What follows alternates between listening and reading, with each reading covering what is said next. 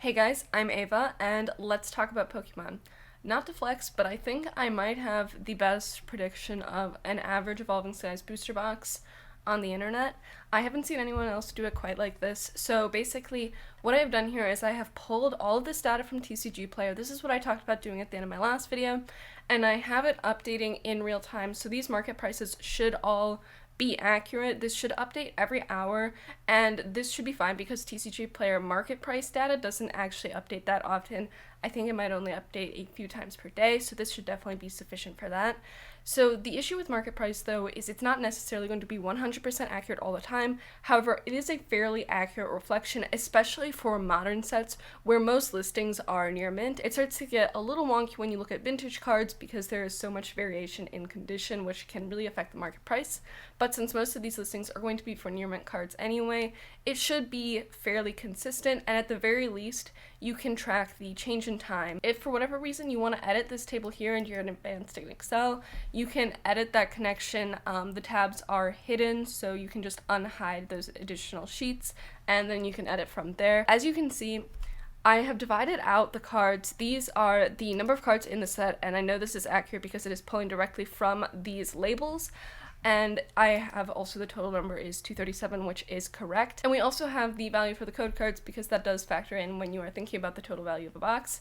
So I also here have taken the total value of every card of every type. So this is going to be the total value of all of our alternate art secrets, and these are specifically VMAXs. Then the alternate full arts are going to be those alternate art Vs. Secrets are including rainbow and gold rares, so I'm not including the VMAXs there because that would be double counting, and this is the best way to divide this out because we are using pull rate data, and the pull rate data is divided roughly into these categories, which I'll explain more later. But we also have all of our full arts, which are going to be our Vs and trainers specifically. We also have our regular VMAXs, and then we have our regular Vs, and then we just have our holos, our rares, our uncommons, and our commons. When we are looking at the big value from any given box, it is going to be mostly from these top 5 categories here.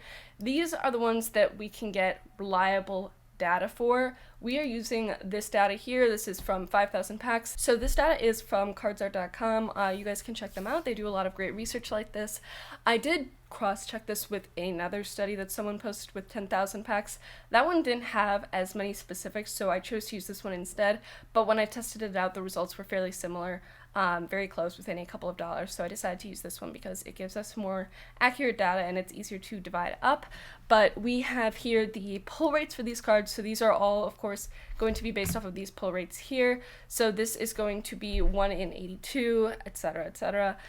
These you can edit if you want to test out different pull rates if you think I'm wrong here. The ones that we don't have concrete data for are going to be our Vs, our holos, and below. For the Vs, I said that it would average about 2 per booster box, which I think is fair. And for holos, I said 1 in 3 would be a holo, and for rares, I said 1 in 3 would be a regular rare. This actually doesn't matter that much, so even if you think I am totally wrong, even if you think it's something like 10% are holos and 56% rares, you'll see that that won't move the needle very much at all. So let's say we put in 10% here, and then we put in 56% here. You can see that our result here is very, very similar. And then for uncommons and commons, I said it was a 300% chance because you get 3 per pack. This is just how this works. With the notation I was using. So commons are then 600% because you get 6 per pack, and code cards are 100% because you are guaranteed to get 1 per pack. And in this, we know that this is actually fairly accurate because we are seeking 1000% for this because each pack has 10 cards. So 1000% is 10 cards. That's what it equates to. And you can see our total cards that we would get from 36 packs are 354, which is very close to what the actual number would be, which is 360. I wanted to stay conservative, so we went on the lower end of this very, very slightly, but you can see we are within like 98.4% or so, which I think is very good. And also, the cool thing about this is you can actually use it for any number of packs. So let's say you want to figure out the pack value of an evolving size ETB, you can just set it to be 8. You'll see here that it is $22, which I think is actually a pretty cool feature of this. You can also set it to something like 100, and you'll see that that's how much it's worth. You can go back to 36 though, and we'll discuss this some more. So I have here the total value. This is before code cards, of course, and then I have it after code cards here if you sell those as well. This value is depending on you selling every single card in it though, so be cautious with that. And again, these data points are, somewhat variable. You can always find these cards going for $50 over or under whatever the market price is, because people are getting deals, some people are overpaying.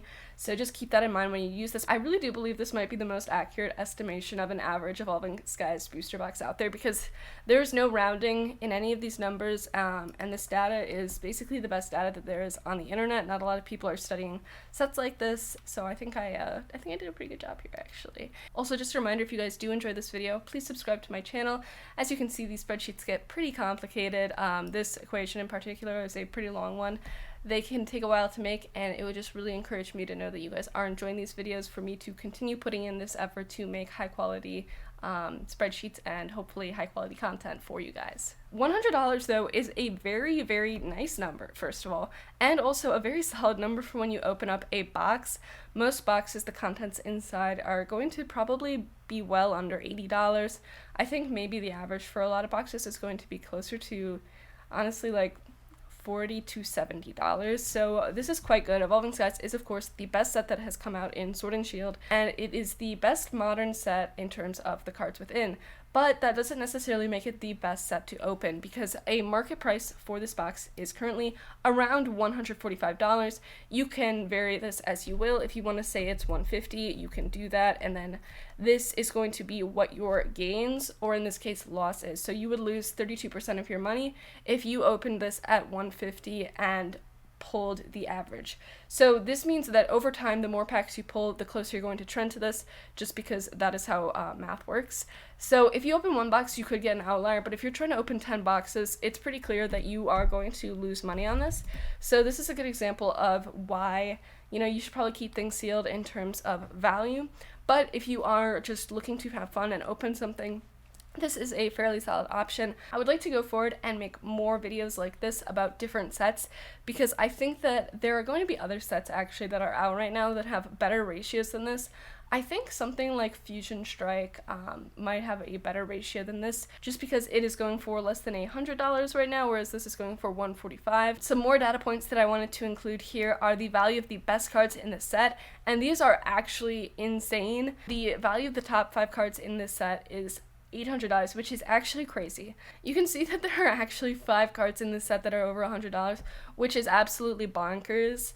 That is very, very high. A lot of sets don't have any cards over $100. Sword and Shield, Rebel Clash, Darkness Ablaze, off the top of my head, don't have any cards over $100. I think Battle Styles might not either, and Chilling Reign I think might not either, but there might be 1 or 2 that are pretty close, like that Snorlax. I haven't checked those quite recently. It also has 46 cards over $10, which is very, very impressive. I will say, though, that the pull rates for Evolving Skies are very, very variable. I actually personally have had terrible luck opening this set. I opened a booster box and got 4 V or better cards. I don't know if I even got a single secret rare, and if I did, it was not a valuable one, because I think I did the math, and the value of my whole box was something like $20 to $30. So that was absolutely horrific. I would not recommend to you guys. But I've also heard that there are quite a few outliers, in that some people are getting boxes with quite a few white code cards. One post I saw online said they had 34. Not sure if that's accurate.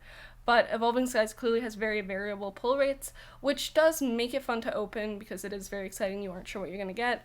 And there are a lot of chase cards in it, but again, in the long run, you will definitely lose money opening the set if that is what you care about. That's not to say you never should, because collecting isn't just about money, keep that in mind. But if you are looking at this from an investing perspective, it is definitely better to keep this sealed. Also, if you guys like these videos, I have made a Patreon, which I will have linked down below. I will update you guys on whenever I purchase anything, so that you guys can do the same if you would like to. And also just general market trends and observations, and occasionally spreadsheets that are not available in these videos, just because there are certain things that would just take so much time otherwise that it doesn't really make sense to just post them in the description of the video. So if you guys want to join that and support me, please click the link down below. You guys can also download this in the description. It is still going to be free for you guys, but I would just appreciate it any of you guys were willing to support me, that would be great, but of course don't feel any pressure to. These videos can take a while to make. As you can see, some of these formulas can actually get pretty complicated for everything being automated the way they are, because I want to make these as high quality as possible for you guys, so that they are as usable as possible for you guys. Again, this is something that's going to be updating in real time, which I think is a pretty valuable resource for you guys to have, and I don't think anyone else has made anything quite like this that I have seen online. So I hope that it is something that is adding value to you guys and helping make your collecting and investing journey better and just more enjoyable for you guys. Thank you guys so much for watching this video. I hope you guys enjoyed it. If you did, please subscribe and give this video a like. Comment below what you would like to see next. Thank you guys so much for watching, and I will see you guys next time.